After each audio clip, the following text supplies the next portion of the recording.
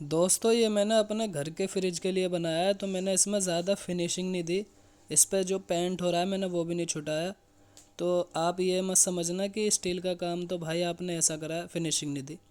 बाकी आपको वीडियो कैसी लगी ज़रूर बताना। और ये मैंने हटाया इसलिए था क्योंकि जो इस पर प्लास्टिक का था उसमें फ्रिज हिल्ला बहुत था, इसमें गड्ढे से हो रहे थे इस वज़न से प्लास्टिक के में।